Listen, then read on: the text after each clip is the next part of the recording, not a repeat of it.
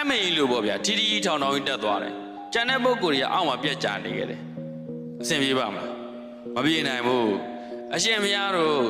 ဘလောက်တက်တယ်ဘလောက်တော်ဘလောက်တွေးကြုံရှိရှင်မယားတို့ထူးချွန်သွားတယ်တပားနဲ့ထူးချွန်သွားတယ်အနေများတယ်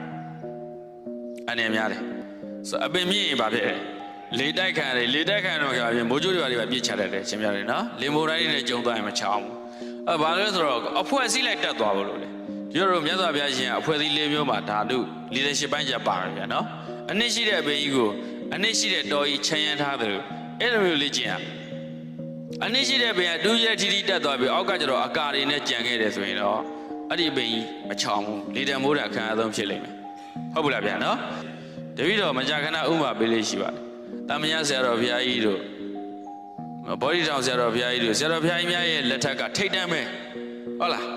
မြန်မာပြည်မှာရဟန္တာကြီးတွေလို့အကုန်လုံးကလည်းကြီးညိုကြတယ်ဗျာဖြစ်တယ်မဖြစ်တာတော့ဆရာတော်ဘုရားကြီးများကိုယ်တိုင်သိမှာပေါ့ဒါတပည့်တော်ဝေဖန်တရားမရှိဘူး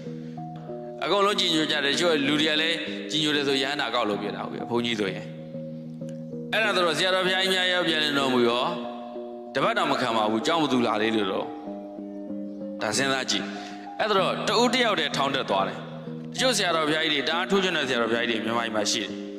သူတို့ရဲ့နောက်မျိုးဆက်ကြတော့ရှင်အသေးကြတဲ့ကျောင်းကြီးတွေ၆ခံသွားလိမ့်မယ်နောက်မျိုးဆက်တွေကြဘာလို့မျိုးဆက်ကိုတိဆောက်နိုင်ခြင်းမရှိဘူးဆိုတာမြင်နေရပြီတခြားသူတွေကိုလည်းတပြိုင်တည်းဖွံ့ဖြိုးတိုးတက်အောင်အတွေ့အကြုံကောင်းနေရအောင်တခါတည်းတိဆောက်ခဲ့ရအဲ့ဒါမှသာကောင်းဆောင်ကောင်းဖြစ်မှာ